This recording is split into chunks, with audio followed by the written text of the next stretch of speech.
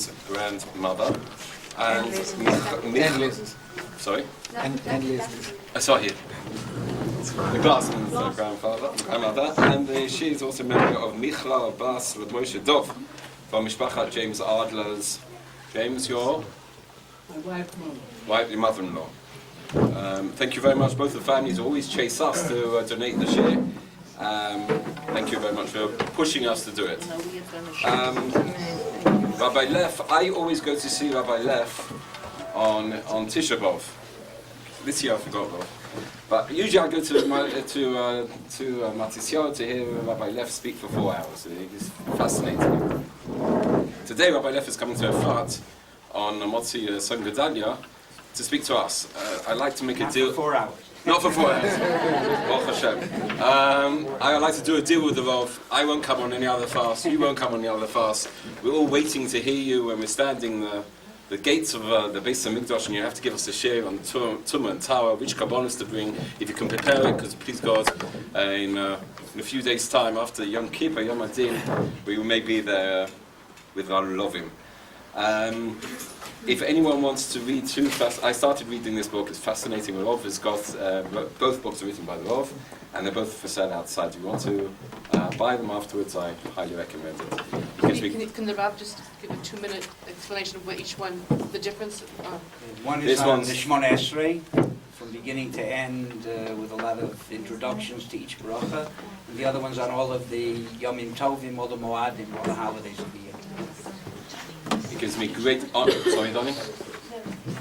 It gives me great pleasure to call upon Marina Harav, Rabbi Leff, to address us.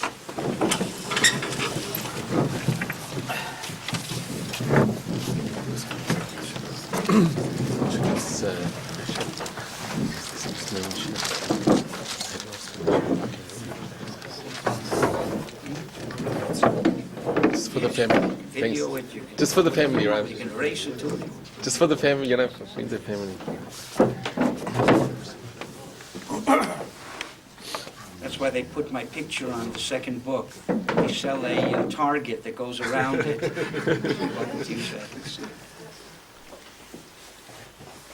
It's always a simcha to come to Efrat.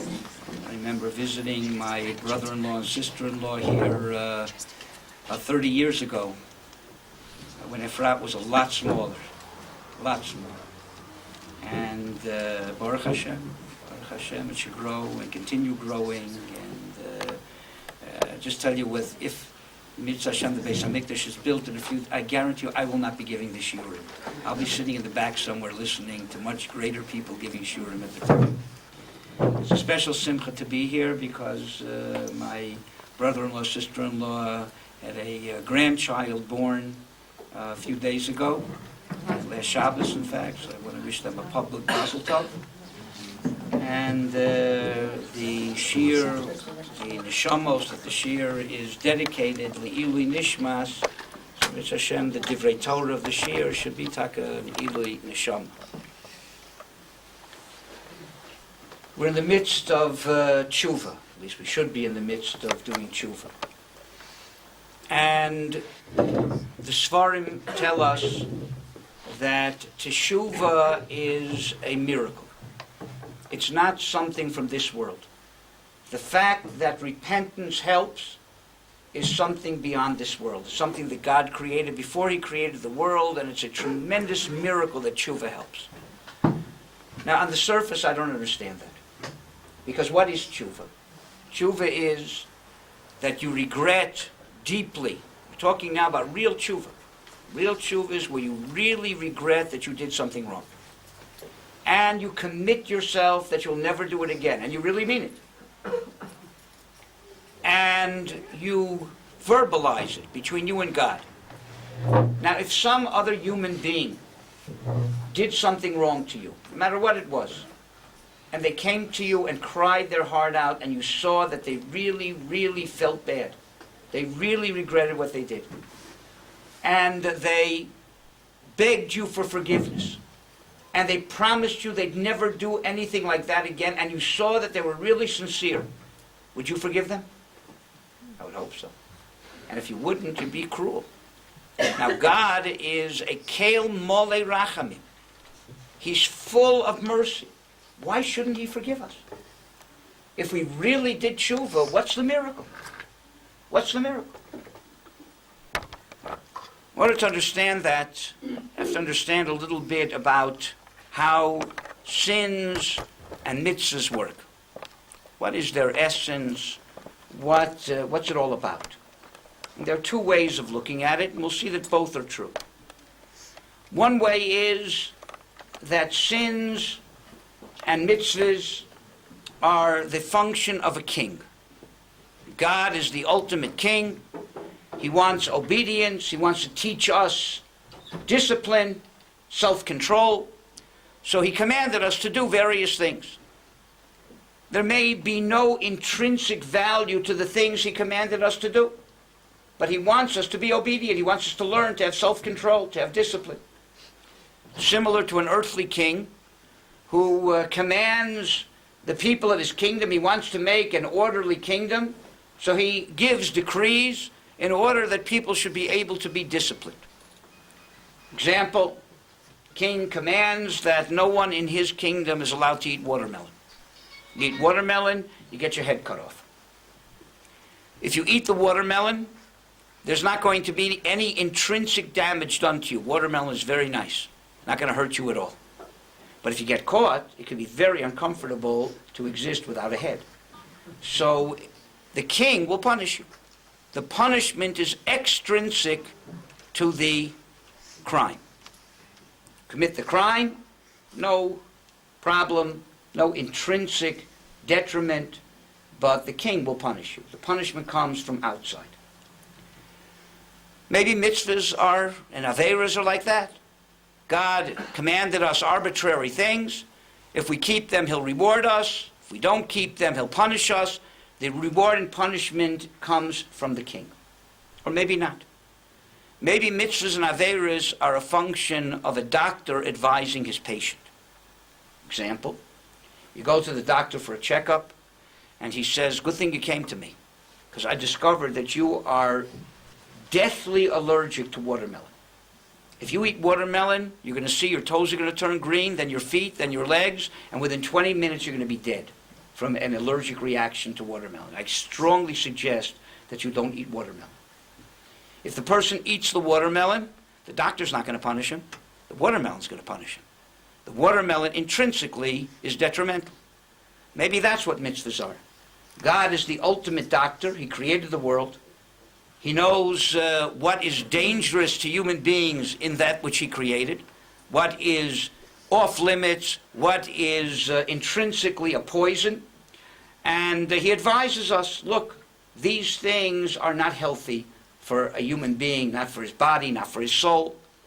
And if you involve yourself in these things, they're going to harm you. But the doctor's not going to punish you. So maybe mitzvahs and aveiros, the punishment or the reward is intrinsic. It comes from the mitzvah itself. The mitzvah is a vitamin, and the aveira is a poison. And the punishment is not that God's going to punish you. It's just that the thing itself will punish you because it's very detrimental if you do an aveira. It's very beneficial if you do a mitzvah. Most mitzvahs, there are exceptions. I'll give you one example of an exception. Most mitzvahs are both. I always like to compare it to drug laws. The government does not want you to be a drug addict.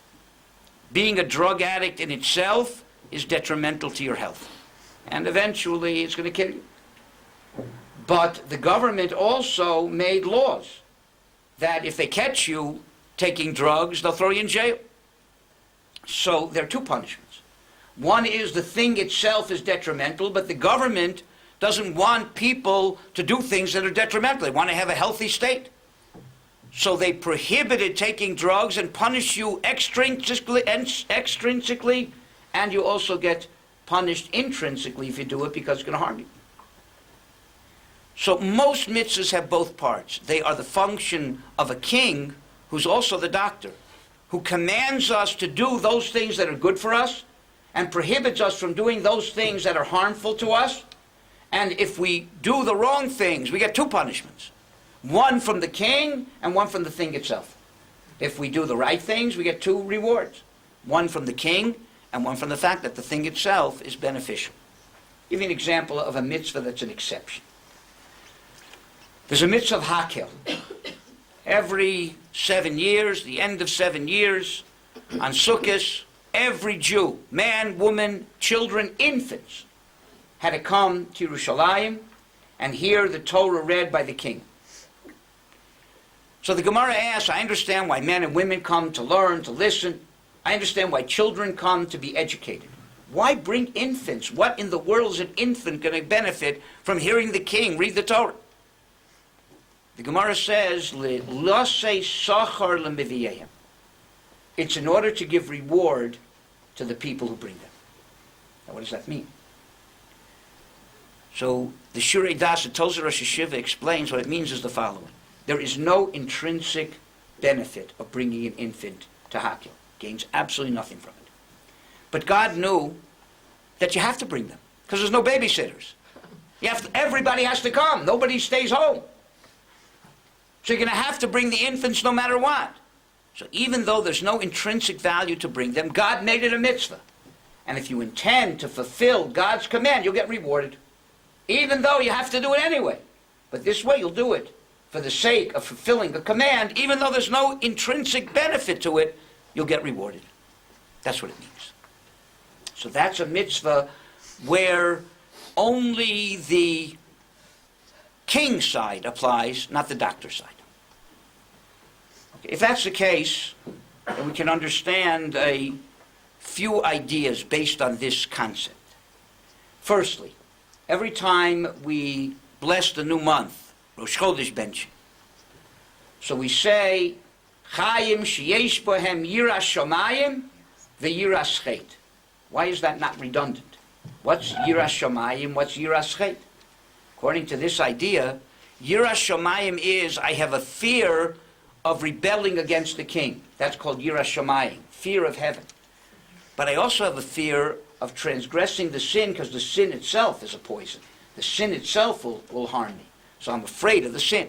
I'm afraid of the sin, and I'm also afraid of heaven, because there's a kingly punishment, and there's also an intrinsic detriment that I get by doing things that are not right. Those are the 2 fears, yiras shomayim, yiras chet. It also explains something else. 2 people do a mitzvah.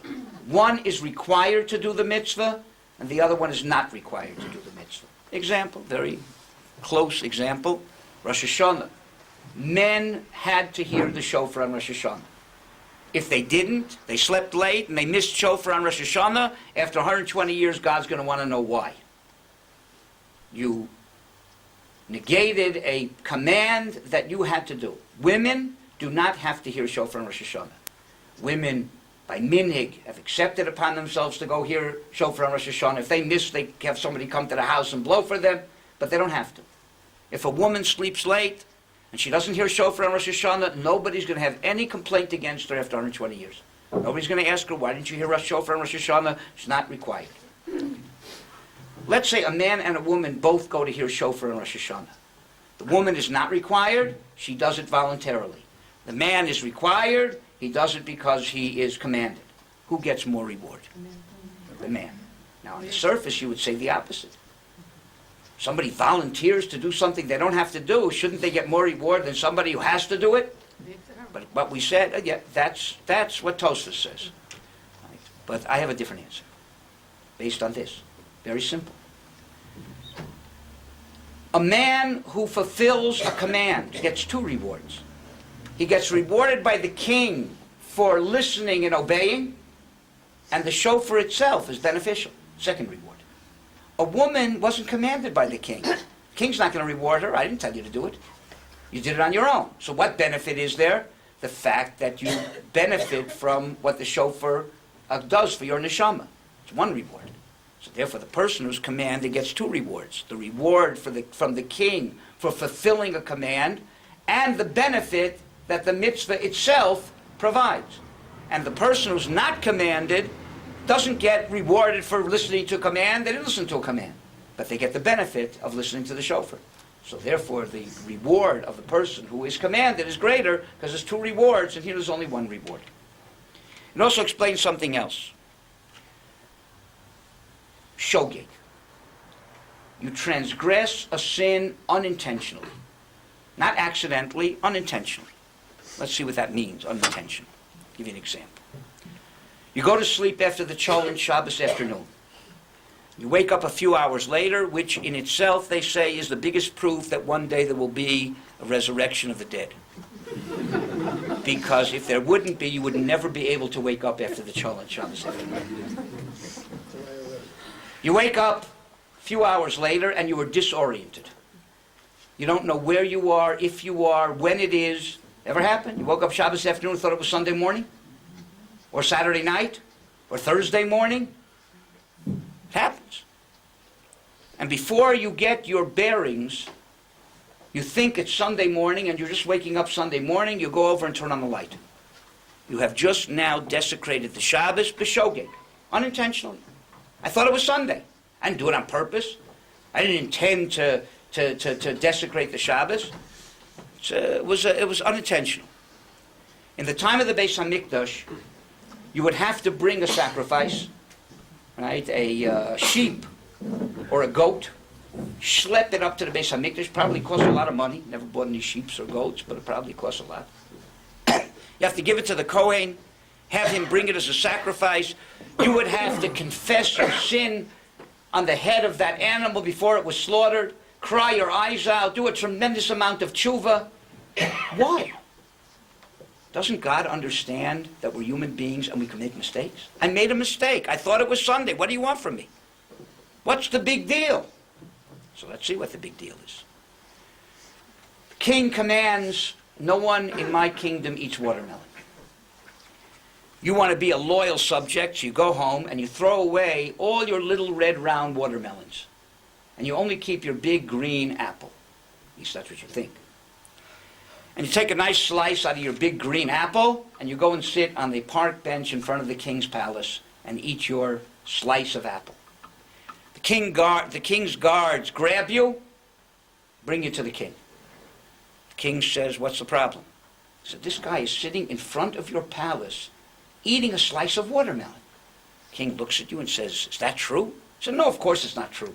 I threw away all my little red round watermelons. I just saved this big green apple. And here's the apple rind to prove it. King says, apple rind, apples don't have rinds. Apples have cores. That's a watermelon. Now, if you were the king, would you cut this guy's head off? No. He made a mistake. He's stupid. What I would say is, look, you're not too bright. See, that thing that you're holding is called a watermelon. The little red round things that you threw away, they're called apples. Go home, get all the little red apples out of your garbage can, enjoy them, and throw away that big green thing, that's called the watermelon, and I don't want to see you again. That's what I would do. I wouldn't cut off his head. I made a mistake. What's the big deal? Let's go to the doctor. Doctor says you better be very careful. If you eat watermelon, you're finished in 20 minutes. Nope. Go home, and I say, I'm so happy I went to that doctor. It was worth every penny I paid him. Who knows what would happen if I ate watermelon by mistake? Not knowing that I'm allergic. So I throw away all my little red round watermelons, and I only save my big green apple. Cut out a nice slice of apple, and I start eating it. And I look down, and my toes are green. Oh no, the doctor made a terrible mistake. I'm not allergic to watermelons. I'm allergic to apples. I run back to the doctor. I said, doctor, I made a terrible mistake. You made a terrible mistake. You told me I'm allergic to watermelons, and if I eat watermelon, my toes are going to turn green, and then my legs, and then I'm gone. And I was eating an apple, and the same thing happened to me. The doctor looks and says, impossible. You're not allergic to apples. You're only allergic to watermelon.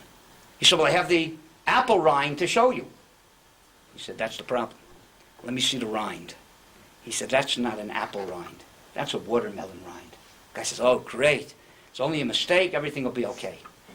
The doctor says, I'm sorry, but it's not going to be okay just because it was a mistake. Let me tell you a story, a true story. When I was a rabbi in Miami many years ago, so I once saw a picture of me when I was a rabbi in Miami. I didn't recognize who I was. So it was many years ago. I had a plastic surgeon, one of my balabatim. He came to me one day with the following shaila. He reconstructed what had happened in his home, and he wanted to know if he had a bench gomel. What happened? His wife was cleaning the floor in the kitchen with bleach. In those days, right, some of the youngsters over here won't know what I'm talking about. They used to keep bleach in what's called glass bottles. If you don't know what a glass bottle is, ask somebody over here. The bleach was in a glass bottle. The bottle fell over and the top neatly broke off, but very jagged. It was dangerous. But most of the bleach was intact. She didn't want to waste the bleach. So she took the contents of the bleach and poured it into a Coke bottle. Left it on the floor. One of her children came home, sees the Coke bottle on the floor, wants to do his mother a favor. So he put the Coke bottle in the refrigerator. Now the Coke bottle with bleach is in the refrigerator. The husband comes home from a tennis match, thirsty, sweating, opens the refrigerator door just enough to put his hand in and feel around for the first Coke bottle, takes it out, puts it to his lips. Baruch Hashem, when the bleach hit his lips, he realized this wasn't original Coke, new Coke, zero Coke, or even Tempo. This was something else.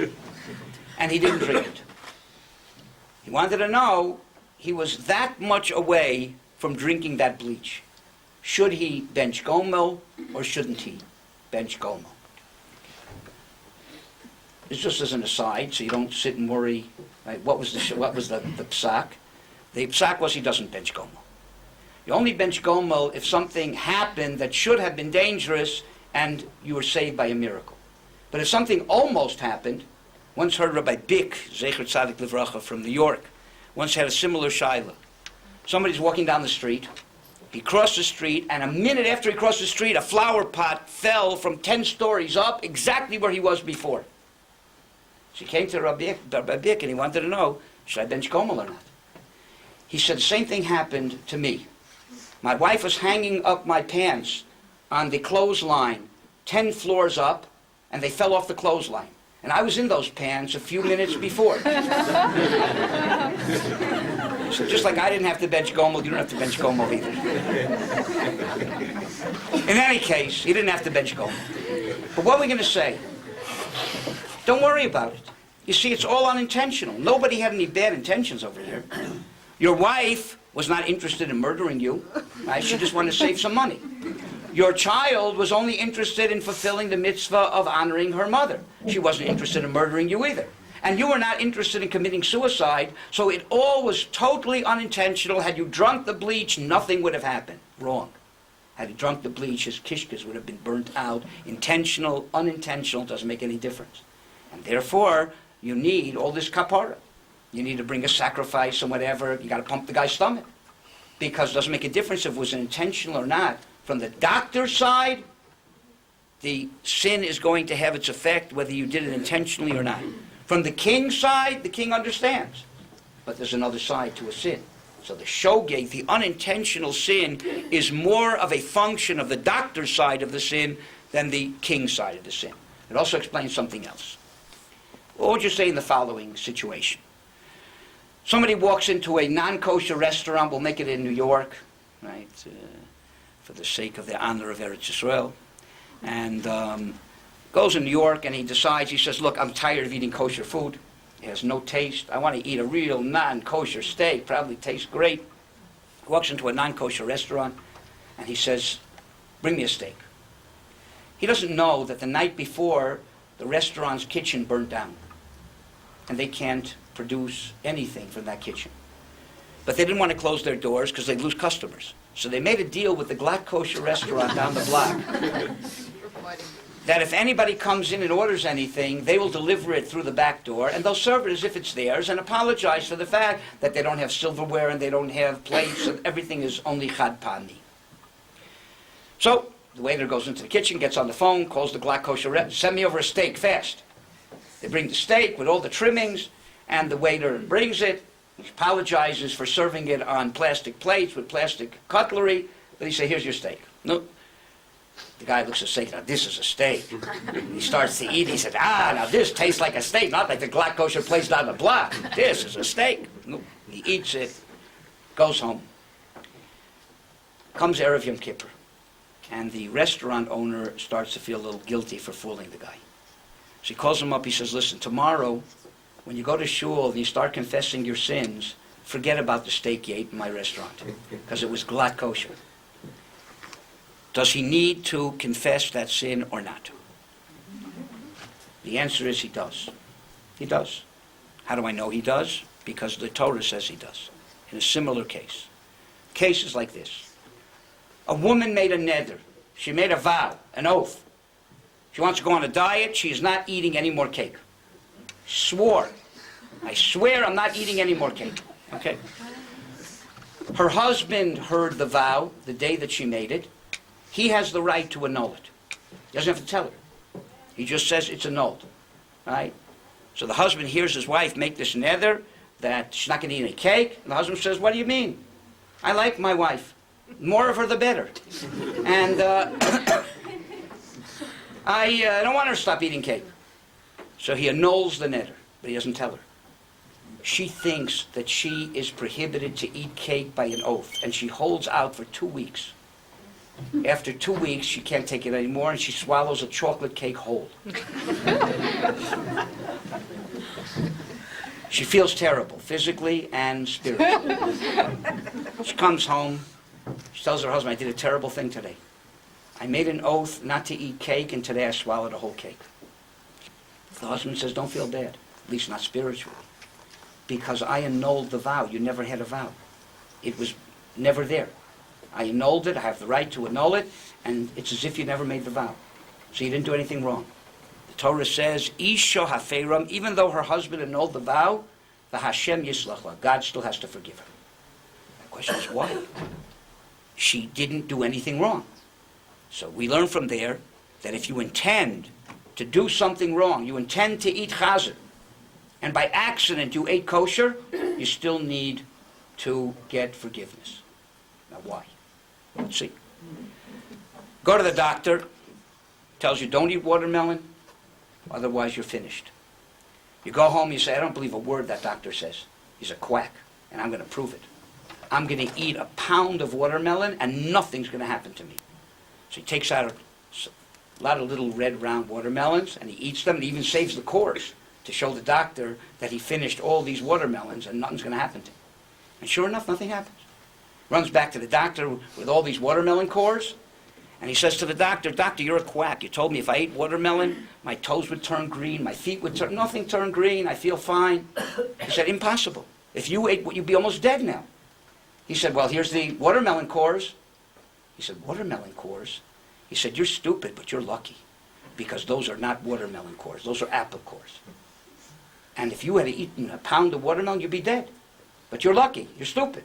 You thought this was a watermelon, you ate that, you're a lucky man. Nothing's going to happen.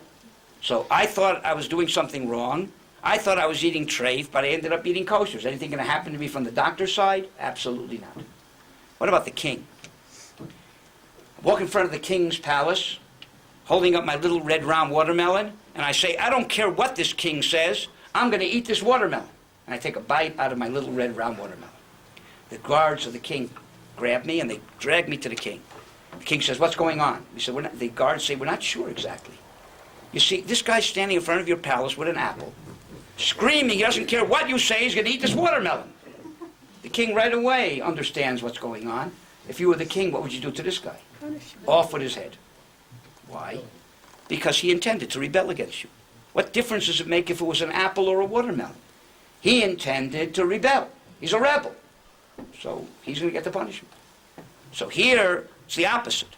From the doctor's standpoint, if you luck out and do something you think is wrong, but it's really right, no problem. But from the king's standpoint, you're still going to get punished because you intended to rebel against the king. What difference does it make if in the end it was right or wrong? You intended to do something wrong. That in itself is a rebellion. Every time we daven Shemona Esrei, we reflect both of these aspects of sin. Slach lanu avinu ki chatanu. Nechal lanu malkeinu ki pashanu. Till now you thought it was just redundant. Right? There had to be a certain number of words in Shemona Esrei, so he said it twice. But it's not redundant. Two separate things. We speak to God as a father. A father is not so much interested whether his child rebels against him or not. Not a king. He wants what's best for his children. He advises them like a doctor. This is good for you. Don't go near fire, you get burned. Right? Don't play with matches. Don't eat these kind of things, it's going to hurt you. So a father is like the doctor. To the father we say, Slach lanu avinu ki chatanu. Chet is specifically unintentional sin. That's a chet. Unintentional sin. Slicha means, I think Rabbi Shamshon Forel Hirsch says, slicha is connected to the word hatzlacha. Slach, to be successful. When you sin and you do something that harms you, you're a failure. You failed. You got sick. You hurt yourself. So we ask God, the Father, who's interested in that we don't do things that harm ourselves. And that's the function of the doctor part of the sin. Slach lanu avinu, please God, give us success in place of the failure that we harmed ourselves, ki chatanu, even if we sinned unintentionally. Because if you drink the bleach, even unintentionally, it's going to harm you. That's slach lanu avinu, ki chatanu. Mechal lanu malkeinu, but there's also another aspect of the sin, the king, malkeinu. Pesha means to rebel. God, as a king, forgive us for rebelling against you. And there we call it mechila. Where does the word mechila come from? The word mechila comes from the word machol. Machol means a circle or a dance. When you have a good relationship with somebody, it's represented by a whole circle. When you break the relationship, you break the circle. So we tell God, as a king, who we rebelled against, make the circle whole again. Let's be on good terms again. We're sorry, we won't do it again. Let's patch up our relationship. Mechal lonu malkeinu ki pashanu. Now we can answer the question we started with, and then we'll need a little bit more explanation. What is the big miracle of tshuva? What's the big miracle? We said, if you sinned against another human being, and you really said you're sorry, and you'll never do it again, why shouldn't they forgive you?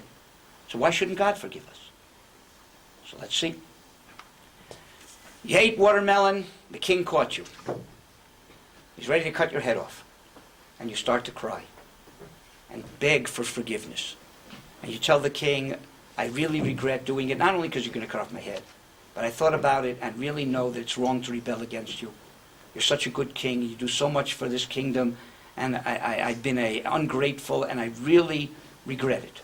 And I promise you, I will never do it again. Give me another chance. Is there any miracle that the king will forgive him? No. If he's a decent person, he'll forgive him. Give him another chance.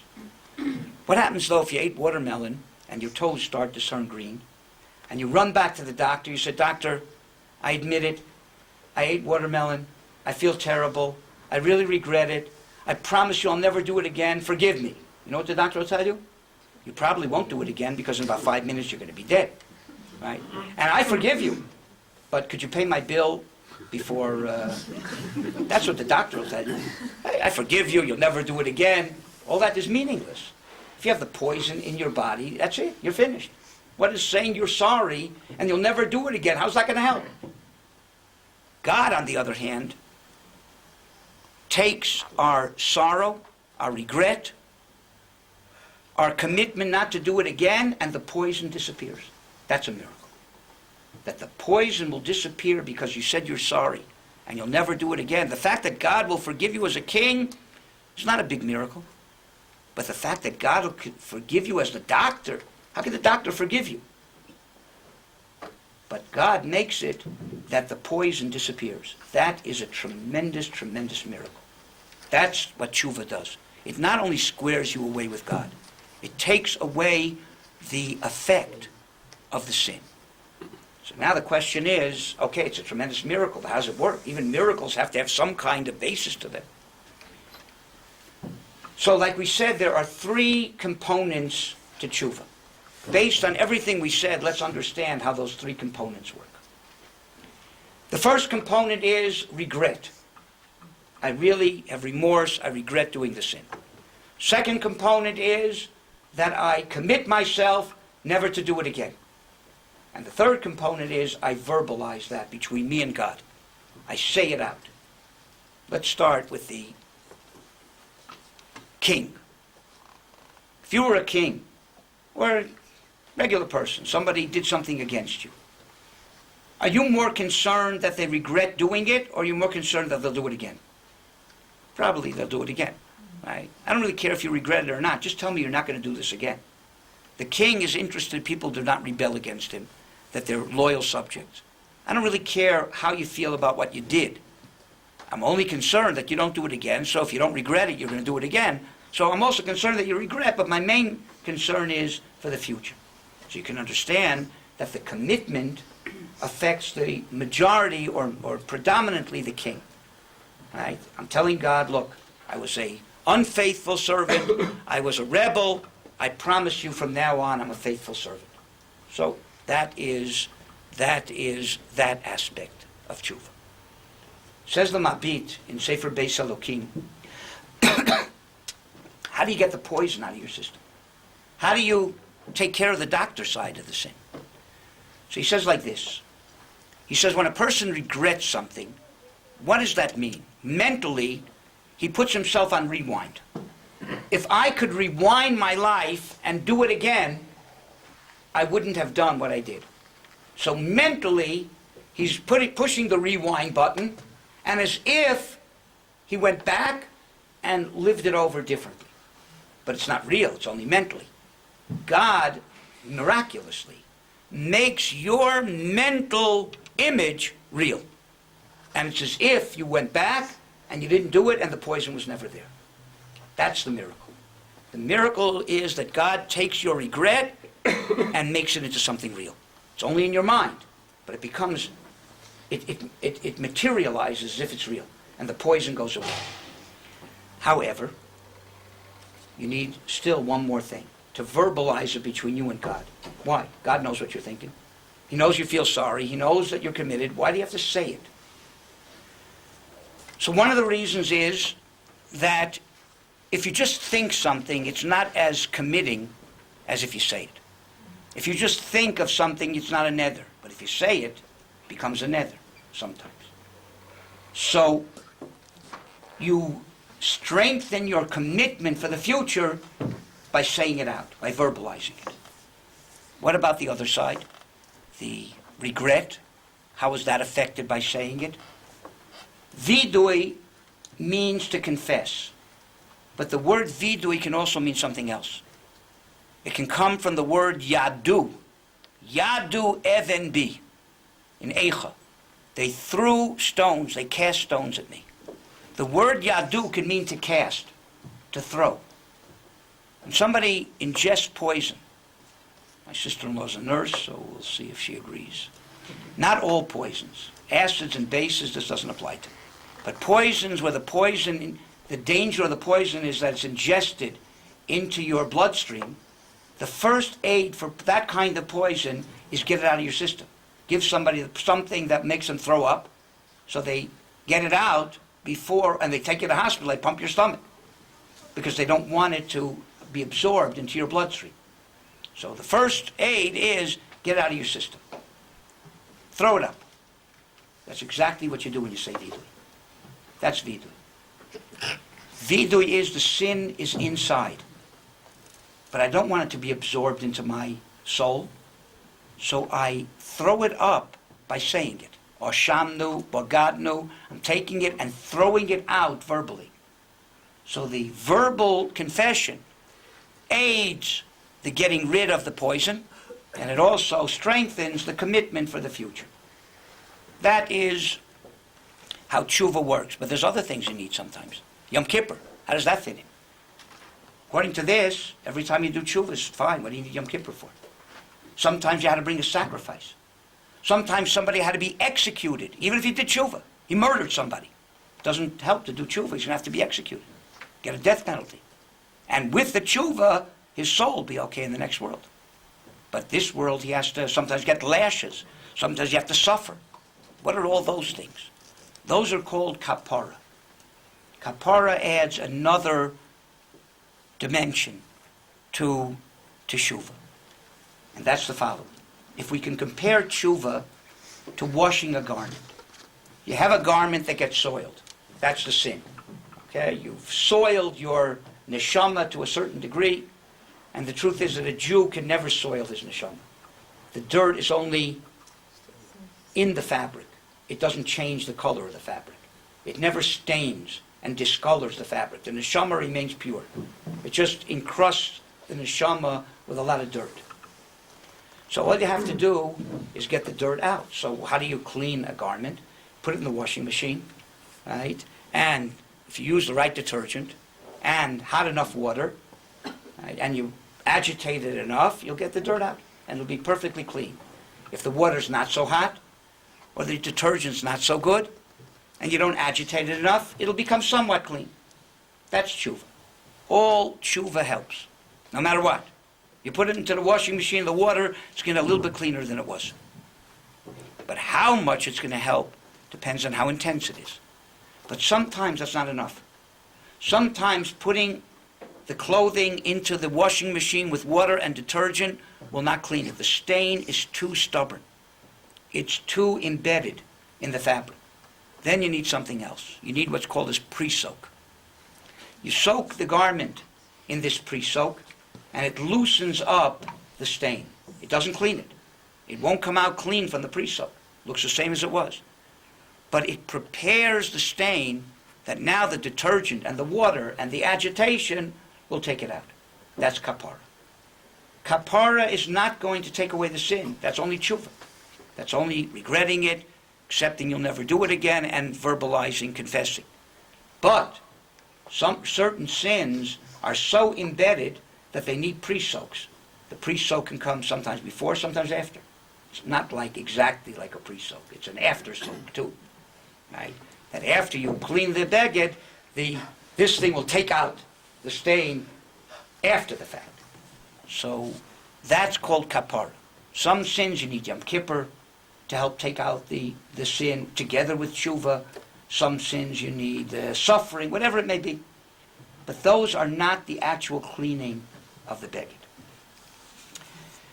I want to explain two more things. We say a bracha on Yom Kippur, the following bracha. We say it how many times on Yom Kippur? 5 times. And together with the Chazoras Hashatz, 10 times. You're going to hear it 10 times on Yom Kippur, if you're there. Ki ata solchan liYisrael. You, God, are a forgiver to the Jewish people. Umachalon l'shiftei Yeshurun b'chol dor v'dor. And you are another kind of forgiver. Like we said, slicha, mechila. And you're another kind of forgiver too. You're a solchan and a mechalon. Umibaladecha, and besides you, ein lanu melech, mochel v'soleach eloata. We have no other king who forgives these 2 ways, mochel v'soleach, except you. Big problem here, because the order is changed. We start off solchan u'machalan, and then we say mochel v'soleach. Why isn't it kept parallel? Why isn't it consistent? Why do we change the order?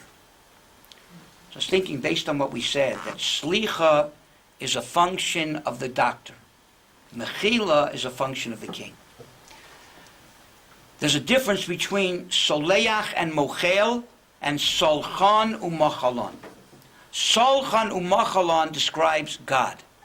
Soleach u'mochel describes what God does, an action. The difference is like this. Solchan u'machalon means God does it all the time. That's his nature. He always forgives, all the time. Every year, every time you come to him, he forgives. Not the first time, not the second time, 1,000 times. Mochel v'soleach means he does it once. He forgives. He's not a forgiver, he forgives. One describes what God is by nature, if you can say that, and one describes his action. Where is it a bigger deal that God forgives all the time. Let me tell you from personal experience. When it comes to Kol Nidre, sure you're going to feel like this year again. And we get ready to confess our sins again. I think to myself, God's looking down. And he's probably saying, you again? You were here last year. You told me that you're not going to do these things again. It's the same machzer, the same sins. That's why I have a feeling that's not just me. We don't print new machzorim with new sins every year. It's the same sins. You told me last year you're not going to do this again. What are you doing here again? And I tell you a secret, I wasn't just there last year. The year before that, the year before that, and quite a few before that too. It's a big deal that God is going to forgive me every year. Every year. Which is the bigger deal? As a doctor or as a king?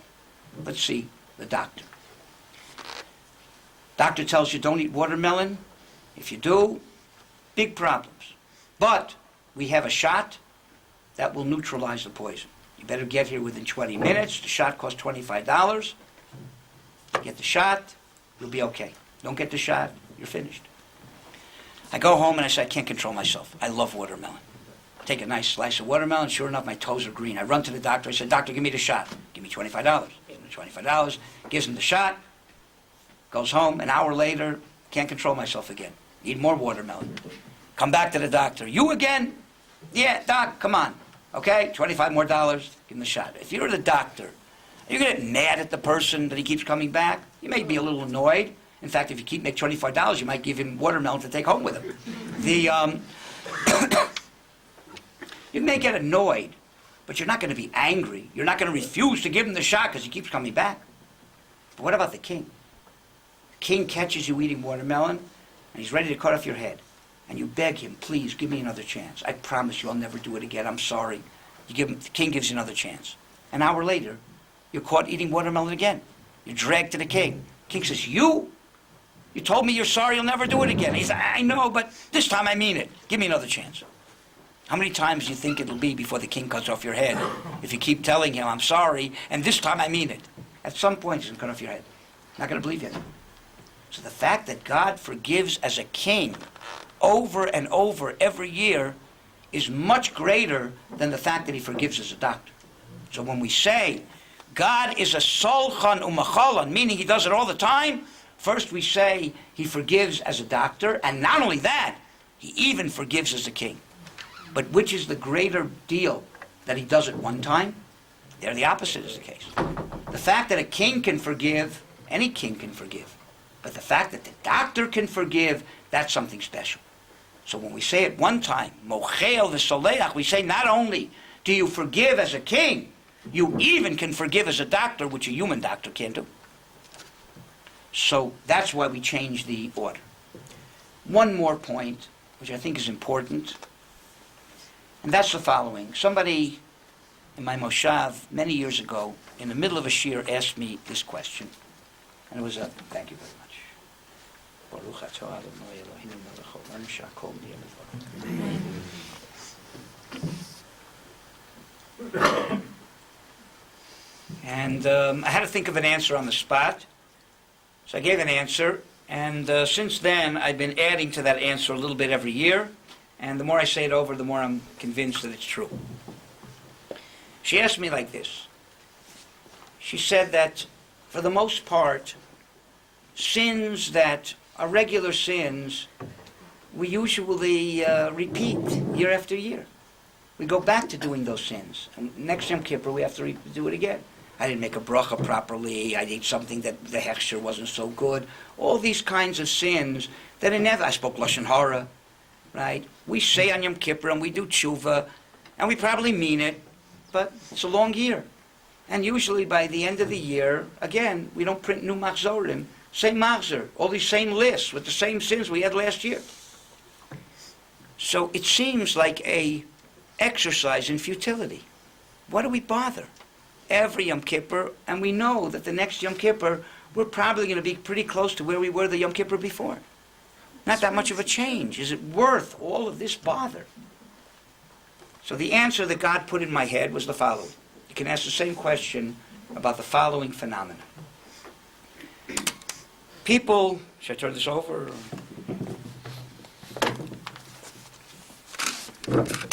People wash children's clothing, infants, toddlers, and give them a bath daily. Now that is an exercise in futility. You know that within minutes, that kid is going to be as dirty as he was before you washed his clothes and before you washed him. We use him as an example. Applies to hers too. Wouldn't it make more sense, like we have a first haircut, first bath at like around 6. Till then, you leave the clothes on the kid. You never bathe him. Let him get as dirty as he wants. And at 6, we give him his first bath and clean his clothes. Why waste time doing it every day when you know the kid is going to just get as dirty as he was before? It's not going to last. What's the answer? I'm not advocating that you do that. So what is the answer? Why do we do it? And why is it the right thing to do? For a few reasons. The major reason is that if we would not bathe that child every day and clean his clothes, the dirt would accumulate to a point where the clothes would disintegrate and his body would be filled with sores and boils and whatever, and you could never clean him. That's it. It would be finished with the kid. So at least this way he can't accumulate more than 1 day's worth of dirt. Same thing with us. If we wouldn't do tshuva every year and wash away our sins, then they'd accumulate year after year after year, and they'd disintegrate our neshama. So at least this way we go through the process of cleaning, and our neshamas become cleaned, and we can't have more than 1 year's accumulation of sin. Now think about it. Yom Kippur is a tremendously happy day. Because for women, this is a great marshal. For men, I'm not so sure. For teenagers, for sure. For men, it's not a great marshal. But women can appreciate it, almost at any age. Imagine if you didn't have access to soap and water for a year. No shower, no bath, no nothing. Grimy, greasy. And then finally, somebody announced, there's water available. You can take a shower. Wouldn't you feel exhilarated? Wouldn't you feel tremendously uplifted that now you can get all that grime and grease off your body? You know, that's the reason why when we say vidui, we sing. I'm sure if a goy would walk into shul on Yom Kippur and hear us singing, Oh, Shamnu, Bogadnu. Say, what are you singing about? Oh, we did this terrible sin and that terrible sin and whatever. See, people crazy. That's a sing. But I always like to compare it to singing in the shower. That's exactly what it is, right? You're singing these things, getting rid of all these sins, right? Getting rid of all that grime and grease from a whole year. It's exhilarating. It's a happy feeling. I remember I heard once a shiur from Rabbi Soloveitchik Zatzal, Yoshabir from Yeshiva University. It was at a convention in the summer in the mountains. My in-laws lived in Ellenville, so I used to spend my summers in the mountains, and he spoke at an RCA convention. It was amazing because he spoke for 3 hours and I thought it was 20 minutes. And I didn't fall asleep. It was the power of speech. I never forgot that. But in any case, he said the following, I remember. He said that if he would not be able to experience a Yom Kippur, he couldn't go through the year. Yom Kippur is the most joyous day, and it gives him koach for the whole year. That's what Yom Kippur is. Yom Kippur is not a sad day. It's a tremendously exhilarating day. You have a chance to finally wash off your neshama and start again. So you'll get dirty the next year, but you can't get more than 1 year's accumulation. That's one idea. Second idea. If you wouldn't clean this kid off, he'd become so dirty that you would see this little dirt ball walking along the street in your house, and you would forget he's a kid. You would think it's just a little dirt ball rolling around your house. So every day you clean him off, and you discover that underneath all that dirt is a nice little boy. And you remember to treat him like a little boy and not like a little dirt ball. Same thing. If we wouldn't have a Yom Kippur, all year we just keep doing more and more sins, we would look at ourselves as terribly evil people. And we'd forget that underneath all of that, we're very nice people. Right? On Yom Kippur, you look around, everybody made peace with everybody else, and everybody is trying to be as big a tzaddik, and everybody looks like a malach. And you look at yourself, and you look at other people, and you say, you know what? They're pretty nice people. And even though during the year, we cover ourselves with a lot of grease and grime and dirt, but once a year, we remember what's underneath all of that. Pretty nice people who have tremendous potential. Another idea is that if you'd never clean the child, he'd never appreciate what it means to feel clean. And he'd never have a desire to remain clean. But the fact that you clean him every day as he matures, he gets to feel that nice feeling of being clean. It gives him the incentive to remain clean a little bit longer. So every year, hopefully, we mature. And even though we may go back to those sins, but maybe a little bit farther into the year. Maybe one year we went back to it already the next day. Next year we know it was nice to feel clean for 2 days. How about trying it for a week? So we'll stay clean for another week. Next year maybe a month. Maybe next year we'll make it to Hanukkah. So at least we have the chance of experiencing how nice it is to feel spiritually clean.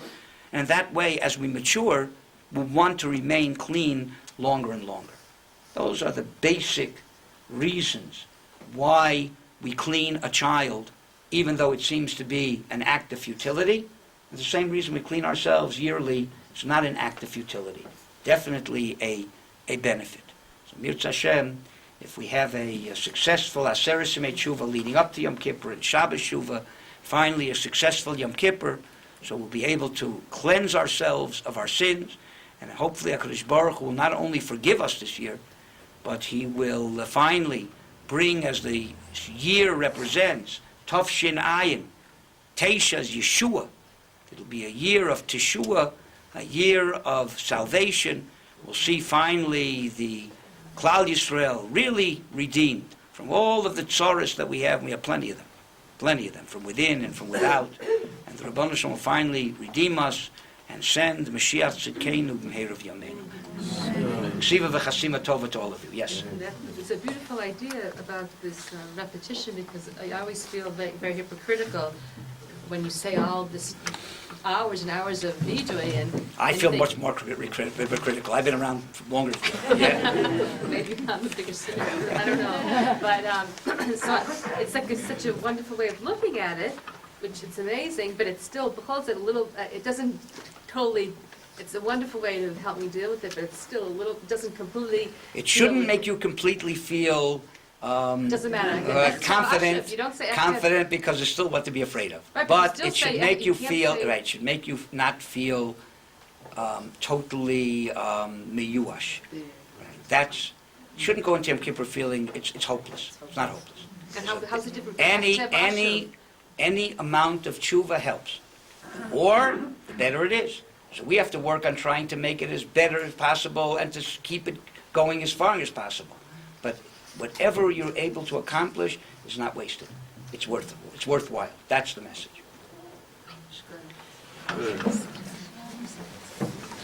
Thank you to Rabbi Leff. I just want to announce something. Thank you very much to Rabbi Leff.